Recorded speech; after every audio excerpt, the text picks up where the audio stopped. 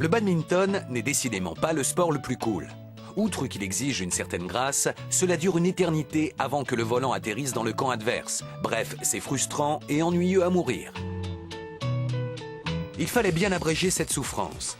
Grégor, Carlos et leurs potes ont laissé tomber le badminton, ils ont scié le manche de leur raquette de squash, percé un trou dans le volant et voilà, le spinminton est né. La balle peut atteindre une vitesse de 300 km/h, une bonne raison de garder ses distances. Quand on va au parc, ou mieux encore au terrain de tennis où les joueurs sont en petits shorts blancs et où tout est très correct, on est un peu perçus comme des sauvages.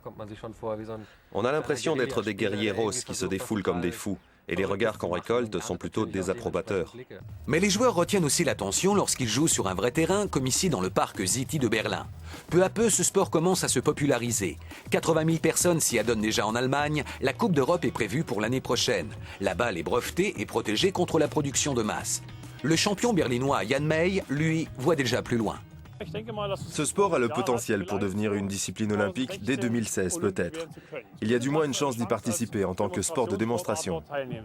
La plupart des joueurs de spinminton viennent d'autres disciplines sportives. Beaucoup d'entre eux se sont lassés du squash, du tennis ou du badminton. C'est notamment le cas de Zina. En principe, je joue au tennis. Aujourd'hui, je suis venue ici avec un ami parce que je voulais essayer. J'avoue que ça m'a beaucoup amusé de jouer sur le sable et d'utiliser une raquette différente. J'ai aussi entendu dire que ça pouvait se jouer dans l'obscurité et j'aimerais bien essayer. Cette variante dans le noir s'appelle le blackminton. Les joueurs et la balle sont marqués de peinture phosphorescente et le match se dispute dans une lumière ultraviolette. Le grimage des corps dure certes plus longtemps que la partie qui lui succède, mais le badminton ne se résume pas simplement à une nouvelle discipline sportive. Tout ce qui va avec, le maquillage, les couleurs un peu mystiques et les vêtements, font partie intégrante du jeu. Le simple fait de regarder les autres jouer la nuit dans la lumière ultraviolette est un vrai plaisir pour les yeux.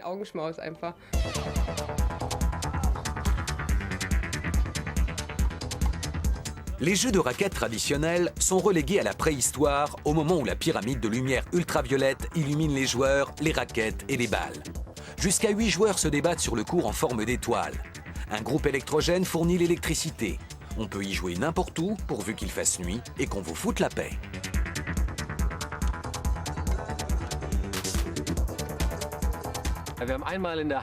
Un jour, on a joué dans un grand parc situé au sud de Berlin. Le soir, on a monté un cours de badminton avec une pyramide de lumière et tout d'un coup, il y a eu un incroyable remue-ménage. 3 quarts de police se sont pointés, des hommes en sont sortis, matraque en main, et on s'est demandé si on avait affaire à une bande de fous. Je suis allé vers eux pour les calmer et je leur ai expliqué qu'on jouait simplement à un jeu de raquettes. Ensuite, ça les a complètement emballés.